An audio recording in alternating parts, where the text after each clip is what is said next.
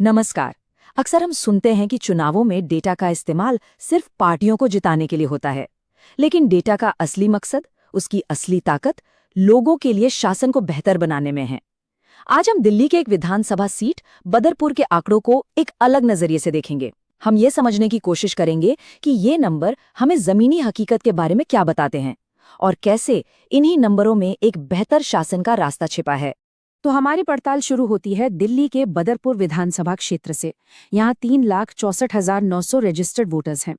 अब ये सुनने में तो बस एक नंबर लगता है ना, लेकिन जरा सोचिए, ये लोग हैं, ये परिवार हैं, दुकानदार हैं, स्टूडेंट्स हैं, बुजुर्ग हैं, जिनकी रोज की जिंदगी, उम्मीदें और परेशानियां ही किसी भी सरकार का असली रिपोर्ट कार्ड होती हैं। चलिए इनकी कहानी को थोड़ा और करीब से समझते हैं। और कहानी का सबसे अहम नंबर ये है, -25,888। ये पिछले चुनाव में हार जीत का फासला था। देखिए, ये सिर्फ एक संख्या नहीं है, ये एक दूरी है, एक जनप्रतिनिधि और उसकी जनता के बीच की दूरी। हमारा काम इसी दूरी को समझना है और इसे कम करने का एक नक्शा तैयार करना है। इस सफर में हमारे 5 पड़ाव होंगे। सबसे पहले हम बदरपुर के चुनावी समीकरण को समझेंगे, फिर लोगों की नब्ज टटोलेंगे, मतलब जमीनी हकीकत जानेंगे। उसके बाद चुनाव के पैटर्न का विश्लेषण करेंगे, रणनीतिक मौकों को पहचानेंगे और आखिर में इन सबको मिलाकर शासन के लिए एक ठोस ब्लूप्रिंट तैयार करेंगे। तो चलिए शुरू करते हैं पहले कदम से, लोगों की नब्ज। किसी भी डेटा या रणनीति से पहले ये समझना जरूरी है कि वहाँ की जमीन कैसी है, लोग जी कैसे रहे हैं, उनकी रोज की मुश्किलें क्या हैं। क्योंकि याद रखिए, एक अच्छा शासन हमेशा सुनने से शुरू होता है। जैसे संगम विहार में पानी की जबरदस्त किल्लत है, लोग आज भी टैंकरों के भरोसे हैं। आप जयपुर या तुगलकाबाद में जाएंगे तो हर मॉनसून में सड़कों पर पानी भर जाता है, क्योंकि नालियों का सिस्टम ठीक नहीं है। और गोविंदपुरी, अंबेडकर नगर जैसे इलाकों में तो ट्रैफिक और पार्किंग की कमी लोगों की रोज की सिरदर्दी बनी हुई है। ये कोई छोटी मोटी बातें नहीं है, ये वो रुकावटें हैं जो लोगों का कीमती वक्त और ऊर्जा हर रोज बर्बाद करती हैं। और यही बात सबसे अहम है, ये सिर्फ किसी कागज पर लिखी शिकायतें नहीं हैं, ये हजारों परिवारों की रोज की जीती जागती हकीकत है।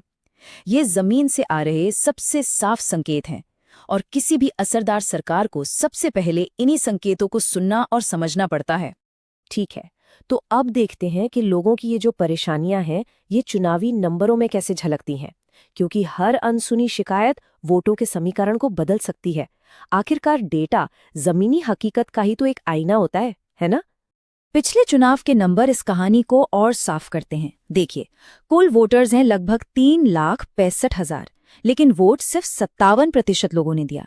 इसका मतलब क्या है कि एक बहुत बड़ा तबका शायद निराश है, या उसे लगता है कि वोट देने से कुछ नहीं बदलेगा। एएपी को लगभग 54.5% और बीजेपी को लगभग 42% वोट मिले, लेकिन वो जो 25,000 से ज्यादा वोटों का फासला है, वो बताता है कि यहाँ कोई भी नतीजा एक तरफा नहीं होता। अब जरा यहाँ के सामाजिक ताने बाने पर नजर डालते हैं। अनुमान के मुताबिक यहाँ लगभग 12% दलित, 15% जाट और 5% गुज्जर समुदाय के लोग हैं। बाकी 68% में दूसरे सभी समुदाय आते हैं। इसका मतलब क्या है? मतलब साफ है कि यहाँ किसी एक जाति या समुदाय के दम पर नहीं जीता जा सकता। आपको सबके पास जाना होगा, एक बड़ी सहमति बनानी होगी। और यहीं पर आकर हमारे संवैधानिक मूल्य हमारा मार्गदर्शन करते हैं। हर नागरिक का सम्मान, हर इंसान की गरिमा, यही तो एक अच्छे शासन की बुनियाद है। जब हम डेटा को देखते हैं तो हमें ये कभी नहीं भूलना चाहिए कि हर नंबर के पीछे एक इंसान है, और शासन का सबसे पहला कर्तव्य हर एक की आवाज को सुनना है, चाहे वो किसी भी समुदाय का हो। ठीक है, अब आज को समझने के लिए थोड़ा सा अतीत में चलते हैं। देखते हैं कि बदरपुर का चुनावी इतिहास क्या कहता है, क्योंकि यहाँ की कहानी बहुत दिलचस्प है। बड़े उतार चढ़ावों की कहानी। यहाँ के वोटर आसानी से अपना मन बदल लेते हैं। देखिए इस सफर को। 2013 में आम आदमी पार्टी लगभग 16% वोट से मैदान में उतरी। 2015 में एक जबरदस्त लहर आई और पार्टी सीधे 55% पर पहुंच गई। लेकिन 2020 में पासा पलट गया और बीजेपी 47% वोट के साथ ये सीट जीत गई। और फिर हाल के चुनाव में एएपी ने दोबारा वापसी की और लगभग 54.5% वोट हासिल किए। ये नंबर चीख चीख कर कह रहे हैं कि यहाँ की राजनीति कितनी अप्रत्याशित है। 2015 की वो लहर, फिर 2020 का झटका और फिर ये वापसी, ये जो बड़े बड़े स्विंग हैं, ये एक ही बात को साबित करते हैं। बदरपुर में किसी भी पार्टी के लिए वोटर की वफादारी पक्की नहीं है। ये काम और भरोसे पर टिकी है और इसे हल्के में लेने की गलती कोई नहीं कर सकता। तो सवाल उठता है कि ये उतार चढ़ाव आते क्यों हैं? हमारे विश्लेषण में 3 बड़ी सिस्टेमिक वजहें सामने आती हैं। पहली, लोगों की भावना का बदलना, यानी स्थानीय मुद्दे कब राष्ट्रीय मुद्दों पर भारी पड़ जाते हैं और कब नहीं। दूसरी वजह है उम्मीदवार खुद, उसका काम, उसकी छवि और लोगों का उस पर भरोसा। और तीसरी और बहुत अहम वजह है वोटर टर्नआउट, यानी कितने लोग वोट डालने घर से निकले। ये तीनों चीजें मिलकर किसी भी चुनाव का नतीजा तय कर देती हैं। तो अब जब हम समस्या को, उसके इतिहास को और उसकी वजहों को समझ चुके हैं, तो चलिए जरा आज की स्थिति का जायजा लेते हैं। हमारी ताकत क्या है जिस पर हम काम कर सकते हैं, और वो कौन सी चुनौतियां हैं जिनसे हमें पार पाना है। एक तरफ हमारी ताकत है लगभग 12% का एक और दलित वोटर बेस, एक जोशीला वॉलंटियर कैडर और दिल्ली में सरकार चलाने का एक ट्रैक रिकॉर्ड। लेकिन दूसरी तरफ चुनौतियां भी कम नहीं हैं। विपक्ष के पास संसाधन ज्यादा हैं, वो जातियों के समीकरण पर बहुत बारीकी से काम कर रहे हैं और ध्रुवीकरण करने वाले राष्ट्रीय मुद्दे कभी भी स्थानीय हवा को बदल सकते हैं। असली रणनीति इन्हीं ताकतों का सही इस्तेमाल करके इन चुनौतियों को काटने में है। बहुत हुआ विश्लेषण, अब आते हैं एक्शन पर। यहाँ एक बिल्कुल साफ स्टेप बाय स्टेप प्लान है। शासन के लिए एक 90 दिन का ब्लूप्रिंट। और इसका मकसद सिर्फ एक चुनाव जीतना नहीं है, बल्कि लोगों का भरोसा दोबारा बनाना और उनकी शिकायतों को सच में दूर करना है। देखिए, इस प्लान को हमने 90 दिनों के 4 हिस्सों में बांटा है।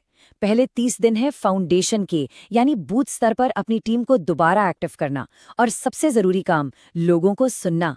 अगले 30 दिन है आउटरीच के, जिसमें उम्मीदवार खुद लोगों के पास जाएंगे, उनकी शिकायतें सुनेंगे। फिर आएगा इंटेंसिफिकेशन का दौर, जिसमें समाज के प्रभावशाली लोगों को जोड़ा जाएगा। और आखिरी 10 दिनों में पूरा फोकस होगा मोबिलाइजेशन पर, यानी ज्यादा से ज्यादा लोगों को वोट डालने के लिए बूथ तक लाना और अफवाहों का जवाब देना। लेकिन इस पूरे काम में एक उसूल हमेशा याद रखना है। लोगों तक पहुंचने की हर कोशिश में उनकी निजता, यानी प्राइवेसी और उनकी सहमति का सम्मान करना सर्वोपरि है। तकनीक का इस्तेमाल लोगों की सेवा करने के लिए होना चाहिए, उनकी गरिमा को ठेस पहुंचाने के लिए नहीं। ये हमारी नैतिक जिम्मेदारी है। और अब सबसे जरूरी हिस्सा, पॉलिसी ब्रिज। जानते हैं इसका मतलब क्या है? इसका मतलब है कि खोखले वादे नहीं चलेंगे। हर वादे को एक ठोस प्लान से जोड़ना होगा। अगर आप पानी की किल्लत दूर करने का वादा कर रहे हैं, तो साथ में रेन वाटर हार्वेस्टिंग का एक प्रोजेक्ट भी पेश करना होगा। अगर आप बाढ़ की समस्या सुलझाने की बात कर रहे हैं, तो ड्रेनेज सिस्टम को अपग्रेड करने का एक पूरा खाका सामने रखना होगा। भरोसेमंद शासन यहीं से शुरू होता है, वादों से नहीं, योजनाओं से। और आखिर में इस पूरे विश्लेषण का निचोड़, ये जो 25,888 वोटों का घाटा है, इसे पाटना सिर्फ चुनावी रणनीति का खेल नहीं है। असल में ये एक गहरे विश्वास के घाटे को पाटने की चुनौती है। ये नंबर तो सिर्फ एक लक्षण है, असली बीमारी नहीं। असली बीमारी है जनप्रतिनिधि और जनता के बीच का वो कमजोर होता रिश्ता। और इसका इलाज केवल और केवल जमीन पर काम करके, लोगों की सुनकर और उनकी समस्याओं को सुलझाकर ही हो सकता है। अगर आप भी एक जन केंद्रित नेता बनना चाहते हैं और अपने क्षेत्र का उत्थान करना चाहते हैं, तो blueprintstrategies.ai से संपर्क करें। mg@blueprintstrategies.ai पर या 0800 42 04 1602 पर कॉल करें। राजनीति से परे एक उद्देश्य।